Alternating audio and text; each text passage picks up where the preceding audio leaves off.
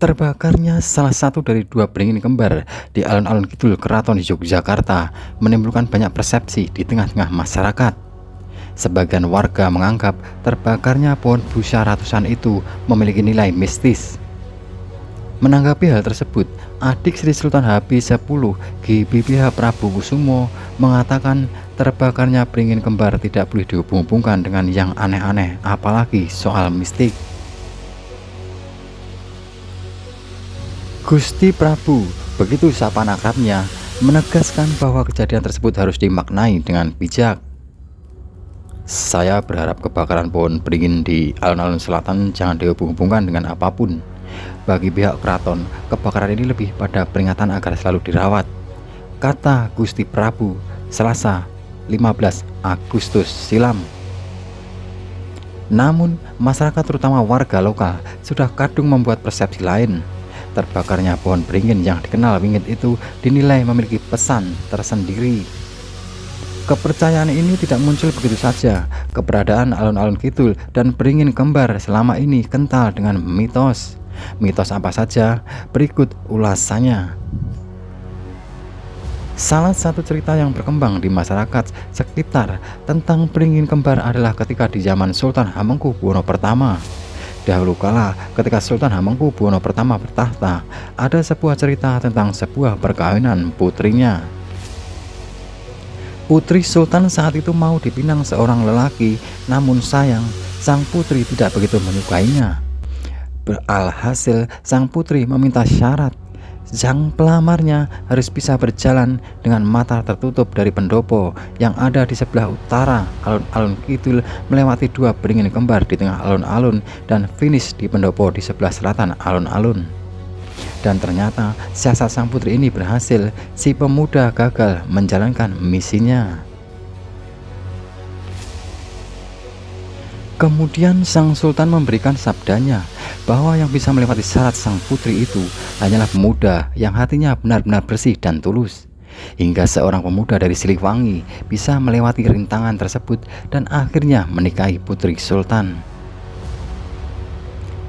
Mitos lain yang berkembang seputar beringin kembar di alun-alun kidul adalah hubungan dengan laut selatan atau Segoro Kidul. Ada yang menyebut jika beringin kembar di alun-alun kidul merupakan pintu gerbang ke laut selatan. Kepercayaan seputar mitos ini berkembang ketika di zaman HB yang ke-6. Dalam kepercayaan warga lokal, Keraton Yogyakarta memang memiliki hubungan spesial dengan Nyi Roro Kidul, yaitu penguasa laut selatan. Makanya banyak yang meyakini bahwa dahulu orang-orang yang hendak berbuat jahat ke Keraton Yogyakarta akan kehilangan kesaktiannya setelah melewati kedua beringin kembar tersebut. Zaman dahulu, alun-alun kidul digunakan sebagai tempat untuk latihan ketangkasan prajurit keraton. Para prajurit keraton berlatih ketangkasan berkuda, lomba memanah sambil bersila, dan adu harimau di alun-alun kidul. Sejarah alun-alun kidul juga tidak bisa dilepaskan dari beringin kembar yang tumbuh di tengah-tengah alun-alun. Dulu, para prajurit sering mengadakan latihan konsentrasi dengan berjalan di antara dua beringin. Tradisi yang kini disebut masangin ini kemudian banyak ditiru orang-orang dan membuat alun-alun kidul semakin populer. Bahkan hingga kini banyak warga yang sering datang ke alun-alun kidul dan melakukan masangin. Tradisi yang disebut masangin itu hingga kini masih sangat populer di alun-alun kidul. Bahkan dari tradisi ini, banyak warga dari berbagai penjuru Nusantara yang sengaja datang untuk kemudian melakukan masangin.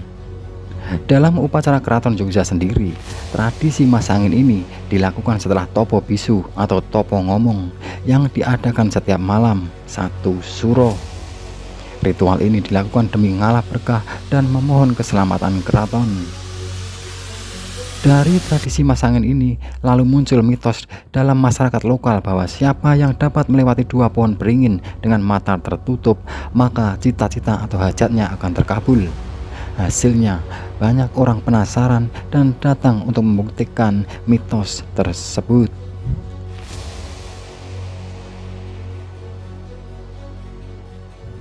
Kabar terbakarnya beringin kembar itu sempat membuat heboh warga.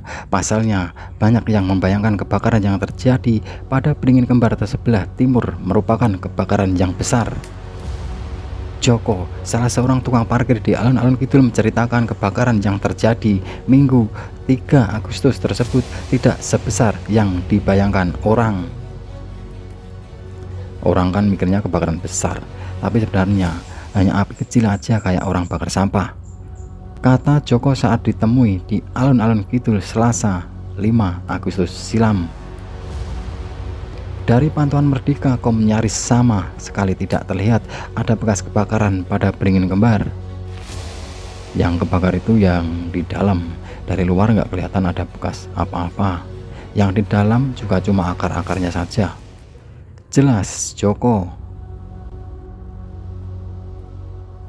Joko menduga peristiwa tersebut menjadi heboh karena ada asap yang mengepul dan pemadam kebakaran yang datang sehingga membuat keramaian.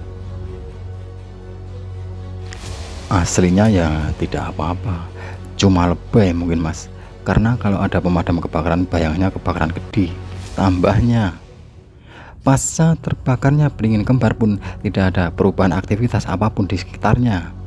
Menurut Joko, pada malam hari tetap ramai dikunjungi wisatawan, bahkan tunawisma yang biasanya tidur di dalam pagar beringin kembar tetap ada, tetap ramai. Kalau siang gini emang sepi, paling ini cuma buat latihan paskibraka saja.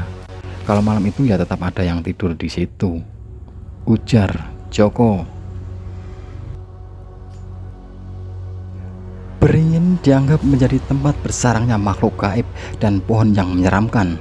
Kesan mistis pohon ini berasal dari ukuran pohon yang besar dan akar-akar yang menggantung dari atas pohon. Konon, pohon beringin menjadi tempat tinggal sosok genderuwo, dan orang yang mematahkan akar pohon ini akan diganggu penunggunya hingga jatuh sakit.